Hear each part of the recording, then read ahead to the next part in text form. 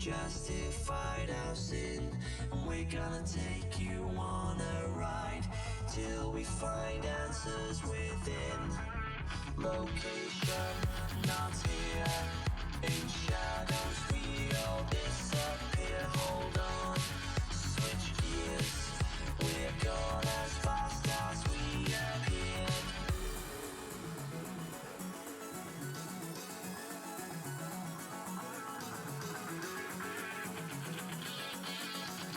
Gone as fast as we appeared.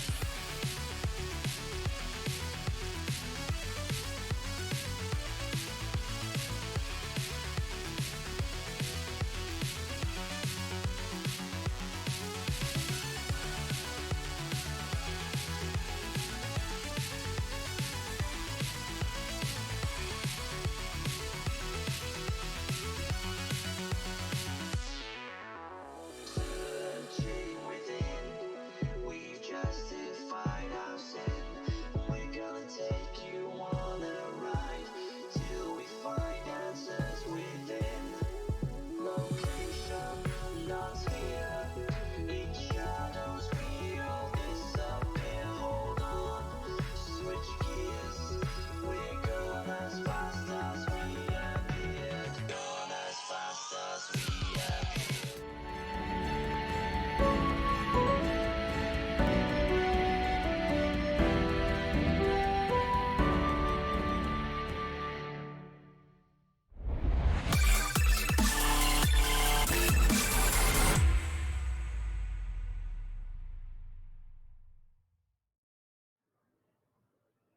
Hello, everyone. Hello, everyone, and welcome to Esports Update Weekly. I am Kevin Tagupa, and I am joined by Christy Liu. How are you doing this week? Doing good, thank you.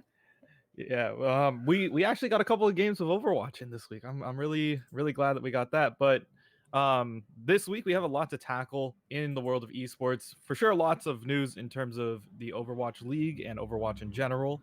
Unreal 5 is coming, which is really exciting for big game developers. And on top of that, we have a brand new season of Apex Legends coming right up. So we have a lot to look forward to. And yeah, are you ready to just dive right in? All right. Okay, we're gonna start with the Overwatch news. There's actually a lot to unpack this week. So as we heard last week, the whole Vancouver Titans roster has been released. It was a mutual agreement for the entire roster to be left, as well as the two coaches that were coaching them. But it is rather unfortunate. But the cool thing is that they now picked up Second Wind, who is the North American Contenders team, who has had a lot of success in the Contenders world. So we have a brand new look at their roster that they have. It's first of all, fresh faces. We've never seen, well, lots of people have never seen these guys before, but it will be Dalton, Suna, KSAA, Shredlock, Rolf, and Karkar. So this whole roster, just brand new, hot off the press team. We got to see them in action this weekend too, which most of the time you want to have a team warm up and not have to worry about getting, you know, used to the league in general. We saw this with fresh faces like when Super and Sinatra first started off. There's a lot of nerves that come up when playing on a big stage. Um, and it will play into the way how the Vancouver Titans are going to be looking for these next few weeks. So expect it to have a very rough start. Um, Speaking of the Vancouver Titans and the released roster, one of their players, Slime, who was their support player, has signed to the Seoul Dynasty, which is rather interesting because it is the same position that Ryu Jae-hong left when he left the Seoul Dynasty. So it's kind of interesting that they didn't pick him up because, you know, it would have been cool to see Toby and Jae-hong come back together. That is one of the greatest dynamic duos. And Techie, as a support main, how important is it for support players to be able to communicate and be able to, you know, support each other, especially to keep a team alive? Uh, it's a lot of trust, I think, communicating between support players, especially if your main support's gonna get dove. You're gonna have to trust your second support to like keep you alive while you keep the whole team alive. So it's a lot of trust things. And I think if they were together, it would be really strong because they played together before, like you said. Yeah, if Jaehong and Toby got back together, it would be like a great reunion. But Mhm. um, getting a new support player like Slime, he's definitely mechanically skilled, but we don't know how well he'll work with Toby, which is one thing that I am a little worried about for Seoul. But we'll see how that plays out, especially coming into the midseason tournament, which we will discuss next week. The last piece of news is the Washington Justice. They lost both of their DPS players this week, which is really sad for the lineup because Corey and Stratus were probably two of the most like they're the icons of that team. They're dominant in their own way. Corey won the World Cup with Team USA when he was playing for Team USA alongside Sinatra, and he is also making the transition from going from Overwatch to Valorant. We got to see a little bit of his highlights that he's been posting on his Twitter. Really excited to see him um, do that, but we will see where Corey lands. But meanwhile, for Stratus, he's going to stay in the Washington Justice family, but not as a player. He's going to be focusing more on content creation. Um, this is going to be really interesting to see what the Vancouver Titans pull up. They might have a couple of subs available to play in their DPS line, but other than that, those slots are open. So, is there any players that you want to see that are currently, free agents that you would love to see slide into this roster, or do you think that the Justice will find their own way? Why did they just pick up the old Vancouver Titans?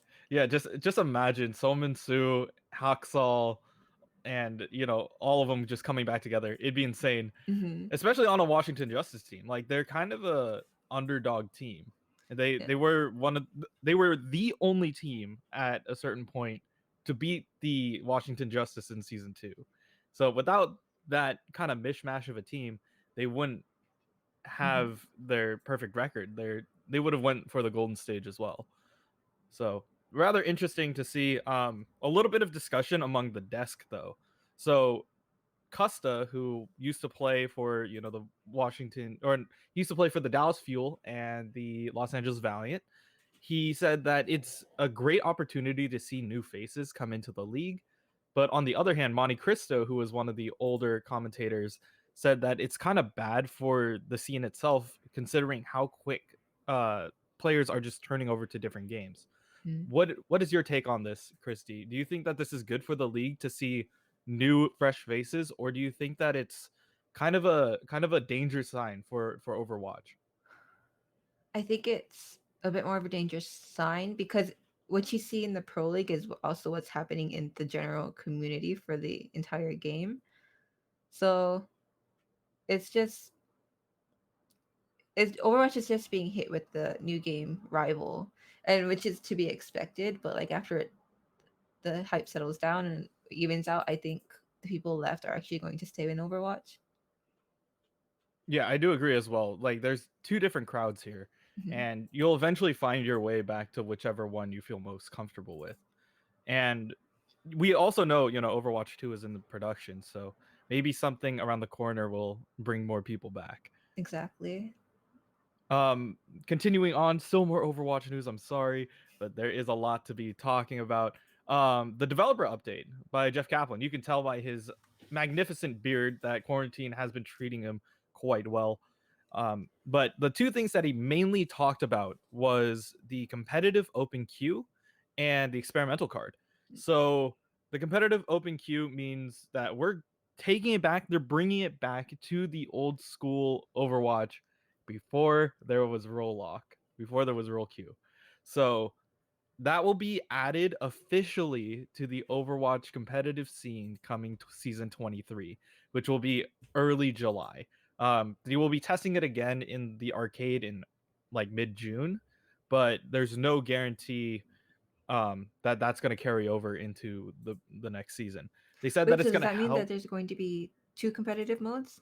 There are going to be two competitive modes. Mm. So if you want to play, open queue, if you want to be able to flex to anything, you have that option to. But at the same time, sometimes you do want that structure with roll queue and roll lock. So it's going to be really interesting to see that play coming in. And they said, Jeff actually touched on this topic just a little bit. He said competitive open queue is the second most popular game mode in Korea, but in the US, it's actually one of the lowest played, like even lower than Mystery Hero or the workshop games. So it's going to be really interesting to see what competitive open queue brings. The next one is the experimental card. I know, Christy, this is going to touch on some really weird subjects for you, because most of the changes came to the support line, Mhm. which was the Ana nerf from like 75 to 70. The Mercy got buffed a little bit. Um, I think the biggest change, obviously, I love the Moira change. I don't think it's too crazy, but essentially the ball doesn't latch onto you like from as far away, but it zooms faster, so it just like bounces off everything, and it also lasts shorter. It lasts 3 seconds shorter. That's Yes. really cool. um on top of that, like literally everybody across the map except for Baptiste was changed, and Lucio. And then the two DPS that were changed were Bastion and Junkrat. They thought Bastion was not being played a lot because, he sits still. He was so reliant on the shields. So they're like, you know what? After 40 bullets, he just fires a laser beam. It is 100% accurate after that point. And I'm like, Oh no. he's like a Gatling gun. So like essentially after your first initial 40 bullets, it becomes 100% accurate. So yeah, that's gonna be insane. But in order to combat that, they said we want Junkrat to be a little bit better, so you have an indirect way of damaging him. So what they did is that they made his concussion mine a little bit more accurate. So like usually when you throw a concussion mine at somebody, it All bounces right. off of them, right? This time it doesn't bounce as hard. So it's like throwing a plate at somebody. It just hits them in the face and it falls on the floor. So it's a lot easier to get the full damage out of that. There is the total mayhem effect where, like after you die on Junkrat, you drop your mines all over the place. It does 50%. It reacts quicker, so it explodes faster, and then on top of that, it also spreads further, so it deals more damage. So lots of people are saying like, oh man, it's just going to cause Junkrat players to just throw their body in there and then just die and get like 4 kills. But once again, don't freak out. This is on the experimental card. It doesn't mean that it is for sure going to carry over. Mhm. So we still have a lot to look forward to if they are going to implement that. But that will come in due time. The last thing that we want to talk is the actual Overwatch League results. So there's a lot of stuff that happened this week. We had a total, I believe, of 12 games, which is insane, um, from Saturday and Sunday.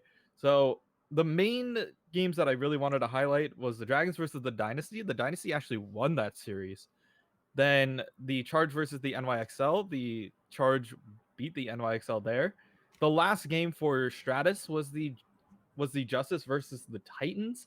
The Vancouver Titans, the brand new first look at them. They went 3-1. Um, with the Justice taking that lead, and we got to see the Defiant versus the Shock, which is at the end of Sunday. The Shock actually went on top after losing the first map. And the last one was the Mayhem versus the Titans. I pretty much only watched those just to see how the new Vancouver Titans team looked. Um, they're not looking so hot. I'm not gonna lie, but that's what you get when you are taken from contenders straight into the Overwatch League. There's a lot of pressure. They were scrambling, so honestly, this is a learning period for them. If they don't do amazingly, that's fine. But I feel like over time they will eventually develop and become a great team. So the last thing that we want to mention is the hero pools for you GMs and crazy people out there who have that high SR. This week's hero pool is Mei, Tracer, Orisa, and Moira. Um, yeah. What do you think of this hero pool? Now that it doesn't affect us, what do you think that this is gonna do to the competitive scene? Matricer, Orisa, Moira are banned. I guess we're gonna play more for picks. It's sounding like. Yeah, it feels like we're playing a little bit.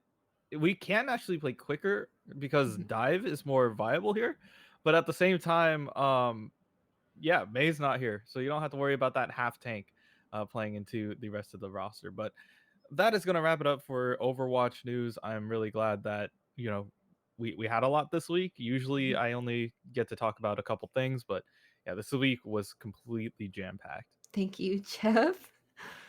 So going into Epic Games now, they've announced the Unreal Engine. We're going to take a look at the video that they released. It was a long video, but these are some really nice clips that we get to see. So yesterday, Epic Games announced that its next iteration of their game engine, the Unreal Engine 5, with a stunning demo running on the PlayStation 5. So Epic put together a demo running on the developer version of the PS5 hardware, and the results showcase the visual quality of detail and photorealistic lighting. Epic Games said that the demo shows off what next generation game consoles will truly be capable of once developers have access to creative tools like Unreal Engine 5. And then the tools include Nanite, which is basically a tool that will virtualize geometry. And Nanite will automatically generate as much geometric detail as the eye can see. So, and this also allows developers to diversify what geometry endlessly based on any source asset.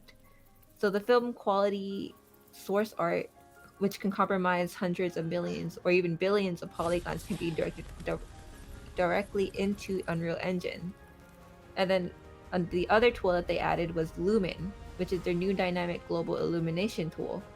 So this light source works in real time for game development, the same way that advanced computer generated graphics work for high quality animation in film production.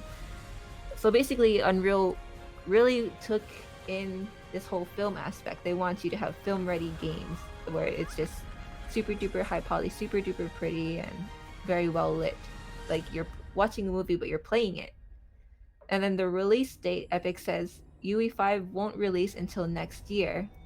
So, first as a preview early in the year, which will be available to mainly bigger developers, and then release before release in the late 2021. So after they launched this whole Unreal Engine 5, they partnered with PlayStation 5 to create this demo. And then staying with Epic Games, they also announced their Epic Online Services platform. And what this is basically a multi-platform and game management tool built specifically to operate Fortnite. So this is a developer kit that was originally announced in late 2018, but Epic Online Services takes all of that technology, specifically the cross-platform matchmaking and account management tech that lets Fortnite accounts move and play between mobile, PC, and consoles. It's a new kit that they're integrating to their engine so that developers can make their games cross console.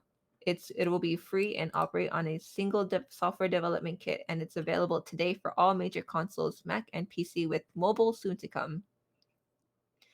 And then still with Epic Games, we're going to talk about the Fortnite Battle Royale update.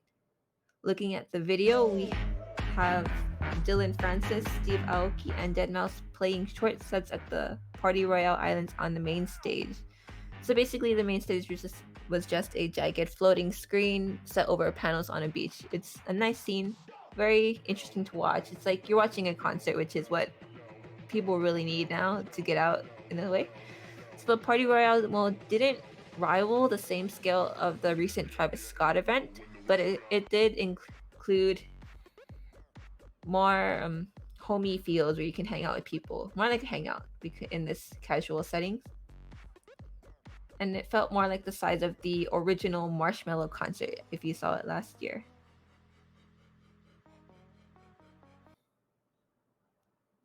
And then staying in Fortnite Party Royale, which debuted this weekend with mixed reviews. A lot of players were a bit disappointed with the premiere as they were expecting something closer to the Fortnite and Marshmello event. Instead, they logged on to see DJs performing in front of a green screen.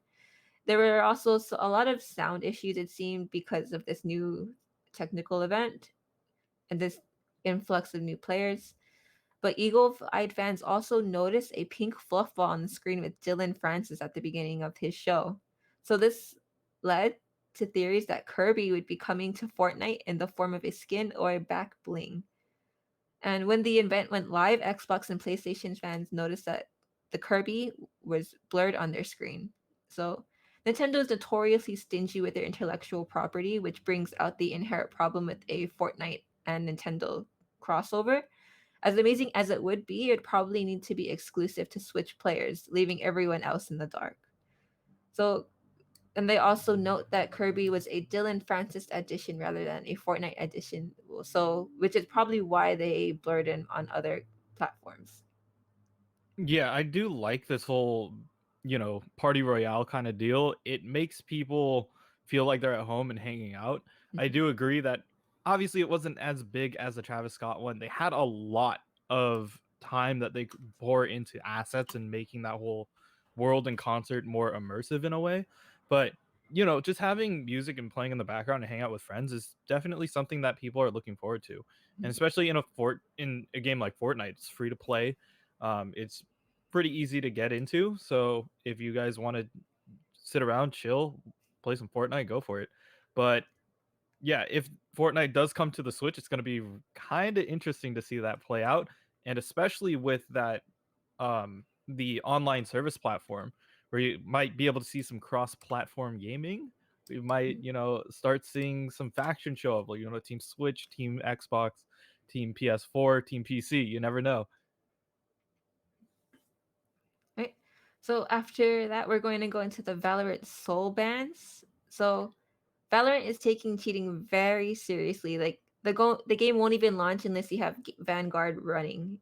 And what Vanguard is it's Riot's anti-cheat system, so it won't let you launch the game unless you have it installed and running. And then Valorant has also announced that they have banned 8,873 cheaters so far. They also announced soul bans, and what soul bans means is that you are going to be banned in the present and the future, even if you have a new account or new internet. I believe it is running through Vanguard. So it's your PC that's basically banned from playing if you cheated anytime in your lifetime. Yeah, the currently the Vanguard system, I've had some friends have issues with even being able to reload sometimes just because it does stop you from even loading up Valorant on occasion. But at the same time, soul bans are huge. Mhm. Um, we've seen this only like a couple times before in League.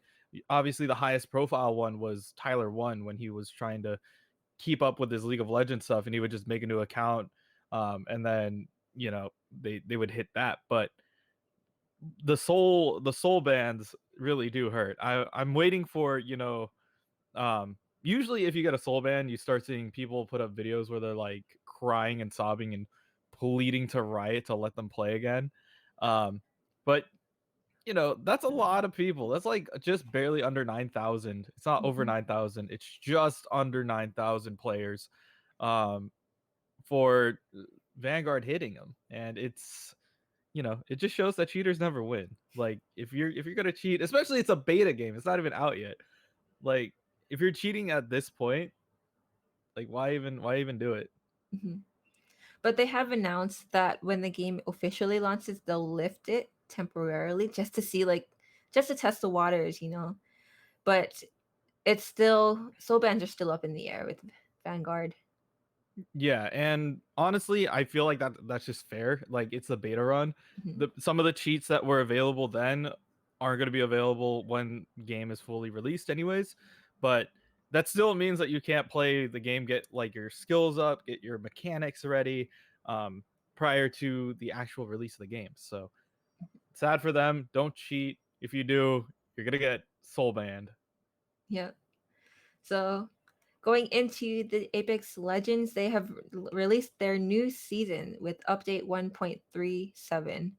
So the new additions include the new legend Loba, extensive map changes to King's Canyon, a brand new battle pass, and new season quests. They've also buffed Mirage with it through rework, tweaks, bug fixes, and more. So we're gonna go into the new legend Boba. I mean Loba, my bad. I, I want Boba. I'm down for that. It's very close. My bad. So Loba is joined the Apex Games looking to avenge her parents' deaths at the hands of Revenant. An interesting fact, when Revenant revives her, she doesn't thank him. And then using her tactical passive and ultimate abilities, she can teleport to places, locate high tier loot, as well as teleport into inventory. So we're gonna take a look at her trailer and just see how cool she is. Style and class have come to the Apex Games, and her name is Loba. Enough flirting. Save it for when we win. But don't let looks fool you. Her glamorous appearance is matched only by her lethality. I'm always dressed to kill. The most notorious thief in the Outlands, no item is safe when Loba's on the hunt. All that loot looks heavy. Let me help you with that. Her fashionable jump drive tech allows her to teleport and swipe valuable gear, Now for the best part. Looting your corpse. or quickly maneuver around her enemies. You made the mistake of taking what I wanted. Enhanced vision allows her to see high-tier loot through structures and at distance. I know what I like, and I know how to get it. Loba's ultimate take is powered by her black market staff. Shop's open for business. This sophisticated boutique allows her squad to cycle through all loot in the vicinity and pick their pleasure. I came here for revenge, but I'll stay for the treasure. The Apex Games have never looked so good. A wolf never gives up her prey.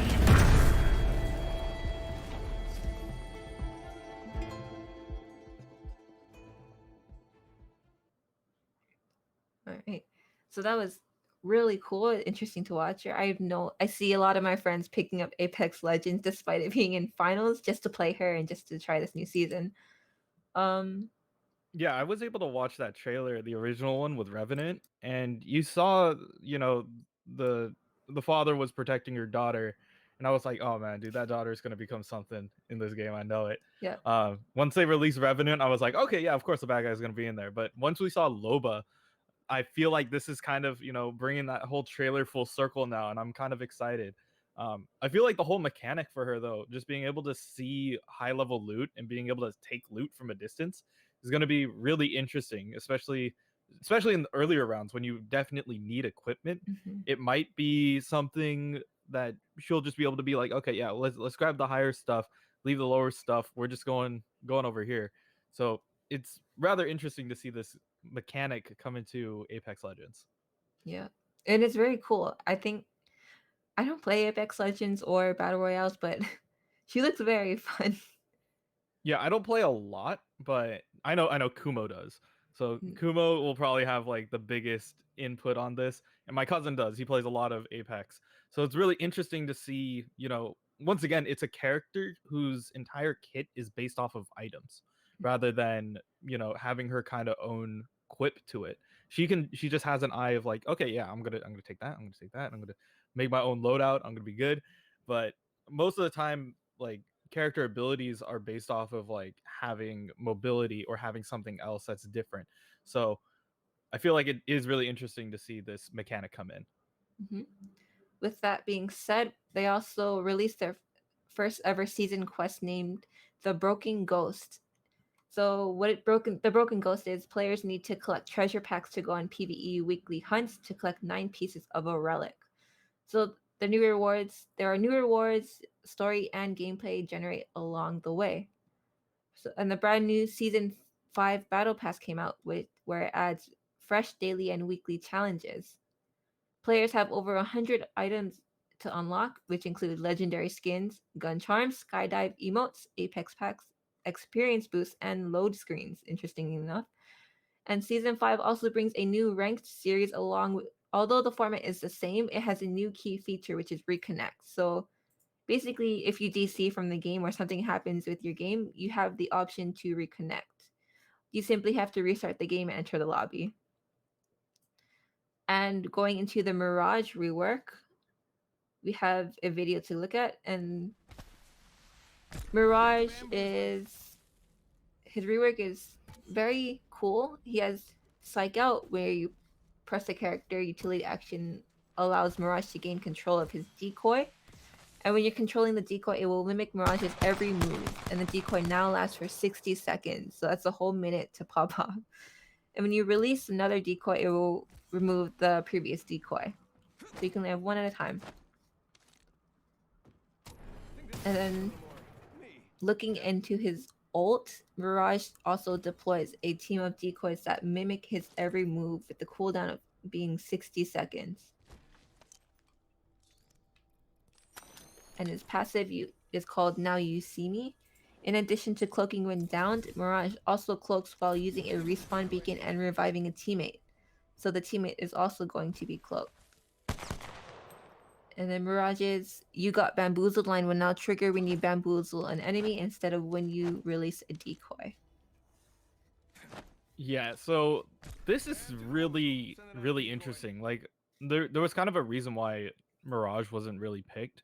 His whole clone aspect of him was kind of easy to predict. Like it used to just be like a shadow of you instead, and it would just kind of run off and do its own thing. But being able to kind of take it and use it as kind of an entry, as like an entry fragger, if you want to just push him in and then just oh, okay, he got shot from a corner, so we know which corner they're peeking from.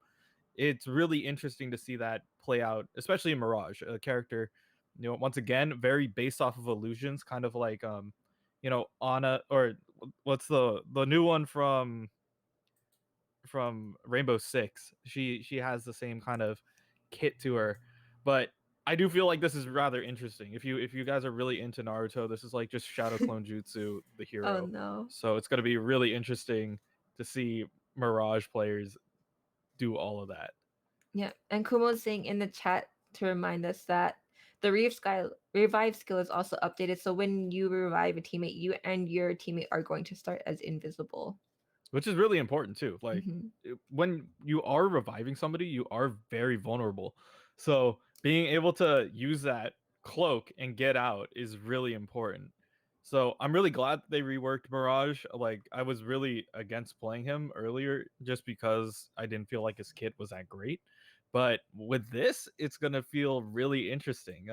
Lots of players are gonna get juked or confused about why Mirage is running in the water, jumping and shooting.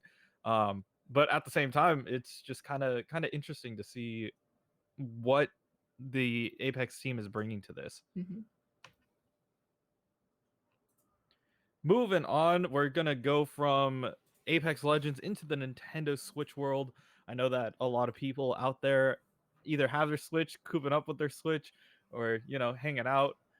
But the Nintendo Switch has reported their full year sales for the fiscal year ending in March 31st, um, which was 12.31 billion, up 9% from the 11.3 billion the last year.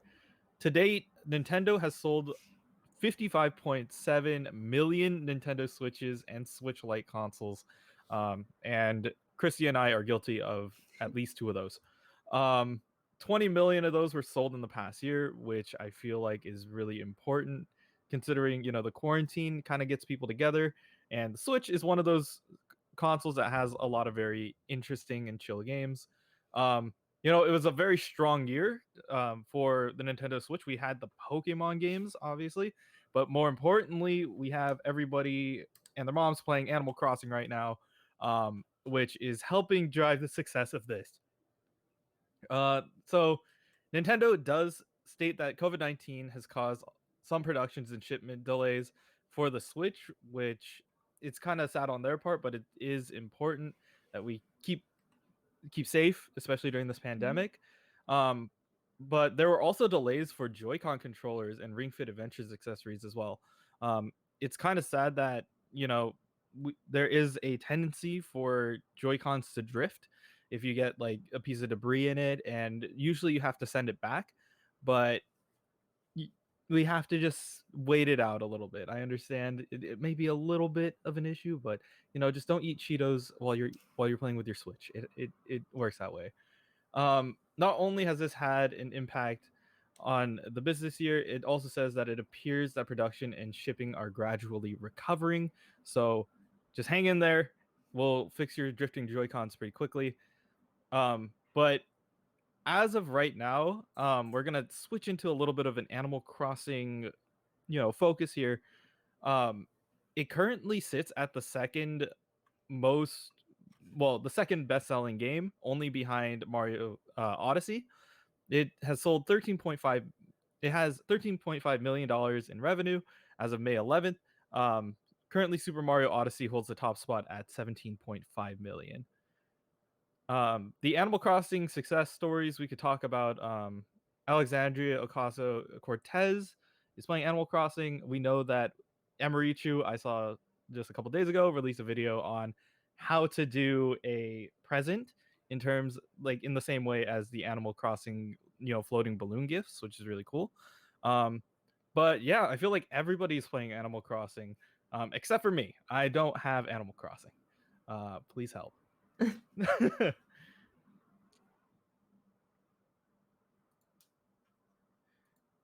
All right, you're playing Animal Crossing, correct, Christy? Not anymore. I haven't picked up my Switch for a while. I know, like, for me, mine is still like sitting over there. I'm still waiting on that PC to be finished, and then I can maybe Right. start playing more. But honestly, like, I've seen a lot of people. Aki Dearest put out a whole like half an hour video on her island. She's like, "Oh, I spent like 250 plus hours making my island," and Oh I'm my like, goodness. I think I watched part of that video. it's really cute. Like, everybody's islands and stuff, like, people are very creative with their work. So it's really interesting to see how, Animal Crossing is affecting, YouTube culture and everything else, especially right now during quarantine. It's kind of Mhm. your life inside of your game while inside of your house. It literally is that. Yeah. Moving on from Animal Crossing, we're going to move into one of my favorite topics every year for esports, is the Dota 2 International. Sadly, it will be delayed and rescheduled to 2021. I understand, once again, COVID-19 is affecting a lot of the esports schedule, but the International was supposed to be held in Stockholm, Sweden this year. Last year it was in Shanghai. But it always sets the record for the largest esports prize pool every year. Last year it was at $34 million. So we'll see if that prize pool will be going up for next year, because we did skip a year. Maybe people are going to be like, oh, I have to get in on this next year, or if it's going to drop attendance in terms of people showing up. But usually the International is one of the bigger events. I definitely want to get my ticket one day and go. We were planning on doing it 2 years ago when it was in Canada, but we never got around to it. I was not quite there at the Very time. unfortunate. It's really unfortunate, because like, that would have been, there's one of these great underdog stories from Dota 2. If you guys ever are interested in the story of Dota and like all of the triumphs and personal struggles that people go through in order to compete in esports, there's a great documentary by Mhm. Valve called Free to Play, which talks about all of the original like players who played in the first International and what they had to give up. So there was like a guy who was he was saying, I want to be the best in the world. And he said, he skipped out on his finals week in Singapore. And he said, literally, I'm giving up my chance to do this in order to play Dota. And my parents are definitely pissed off. Wow. But he said he came out in third. And he said, you know what? With the money that he won, he was able to fund his entire college. Like, he was just able to just, pay that off and go to college and everything. And he ended up passing his grades for that. The one in the US got kicked out of his house because he had to play with a team in Europe. So he was like, yeah, my mom got mad at me, but then I was in the news and people were really happy for me. And then there was one kid who was playing because that was his way of keeping himself busy after his dad passed away. And he said, like, he was the one who won the whole thing. So he's like, I really dedicate this to my dad. And you like feel for him in those moments. So every single Dota 2 International has a documentary for their grand finals, and then Free to Play is the one that shows how players got into it in the first place. So if you're looking for viewing material, very good documentaries. But next up, moving on from Dota 2, we're going to go to the reason why we have ESRB ratings. We're going to talk about Mortal Kombat. So we will take a look at the Mortal Kombat 11 expansion. Cease, Liu Kang. Shang Tsung.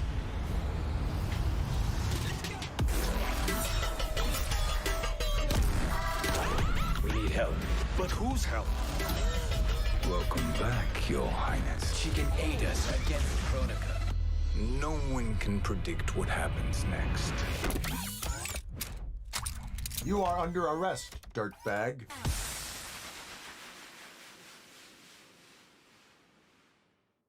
So yeah, May 26th, mark your calendars. Mortal Kombat 11 expansion is coming. On top of just the original stuff from Mortal Kombat 11, there's going to be an expansion to the story mode, which if you finish MK11, there's a little bit of extra stuff. The return of stage fatalities and friendships, which are two things that are at the very end of the match. Usually fatalities are the thing that got Mortal Kombat the ESRB rating that it has gotten forever. But stage fatalities means that like you can use it depending on the stage, and then friendships, instead of destroying and brutally, ripping apart your opponent, you give them like an ice cream cone, or you share a teddy bear. You play trains with them. You What? Is that the cook same stuff on game? the Are we talking barbecue. about the same game? It is the same game. Okay, it's kind of like saying I beat you so hard, but we're still friends. Okay, Okay. so it's really funny to see that come back. And that hasn't been in the game since Mortal Kombat 3. So it's really nice to see that come back. But the most important thing, the 3 new playable characters. We had Fujin, who is the wind ninja. We have Shiva, who's the other 4-armed, like, great soldier. And last but not least, RoboCop. RoboCop is in the game.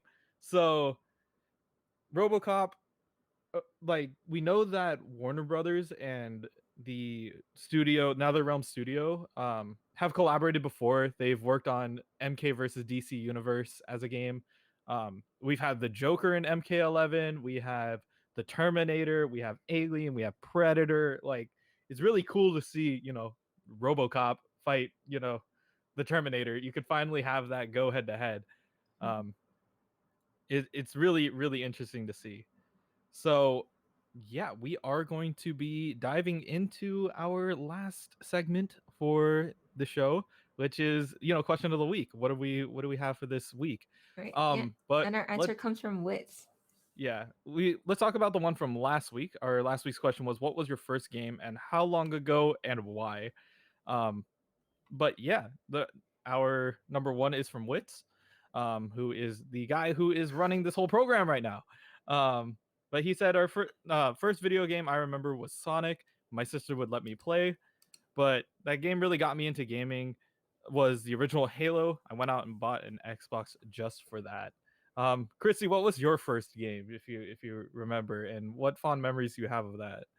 I think I put Care Bears. I think it was a learning puzzle game on the PC, which is as far back as I can remember. I remember taking the square box off of the shelf, and I think it was Office Max. Is it Office Max? Yeah, it's a thing. Yeah, yeah. I think it was from Office Max, and I remember actually getting the box. It's so funny. Yeah, for me it was Putt Putt Enters the Race. Very educational game. And my friends and I were all joking, Freddy Fish, Pajama Sam, and Spy Fox. Yeah, that's the boys getting all back together. But the game that I have the most memories with is, Mortal Kombat, the original one on the Sega Genesis. I have that blood code still in my head. You used to have to enter in a cheat code in order to do all the fun stuff in it. So, kind of interesting to see where that goes. But yeah, do you want to usher in the question for next week? All right. So the question for next week is, what game do you want to see remade in Unreal Engine 5? So you saw how all of the graphics in Unreal Engine 5. So it's, what kind of game do you want a graphics update in? Tweet us at RU Esports #Esports update before next Thursday to see your answer on the show. So what are you up to this week, KJ? Kanashi? Kevin? One of them. I answered by all three. This weekend I actually have a lot to look forward to. First of all, I know that we're looking forward to the Overwatch anniversary event. We had a little bit of a leak of news. They kind of showed us a little bit of that earlier today. If you guys want to take a look at that skin, it's on the Play Overwatch Twitter. On top of that, we are going to have the midseason tournament for the Overwatch League. So it's kind of a way of making up for some of the lost matches that we didn't get during, the quarantine and lockdown. stuff, like the scheduling, the fact that they had to reschedule and get everybody together. Um, I'm gonna update you on any roster changes that happen in the Overwatch League. It's gonna be kind of weird, but we will see what happens there. And then, last but not least, Ghost of Tsushima released a brand new state of play trailer. It's 45 minutes long. I haven't had the time to just sit down and watch it, so definitely gonna be taking a peek at that. Anything on your end, Christy, that you're looking forward to? I'm in finals week, so you know how that's going. Yeah. Finish your finals. Academics are really important. We're just here to update you on anything that happens in the gaming universe. But finish your essays, study for your tests, make sure you finish strong, and yeah, we will make sure to see you guys when you guys are ready to play some games after. Thanks for watching. See you again next week at 4 p.m.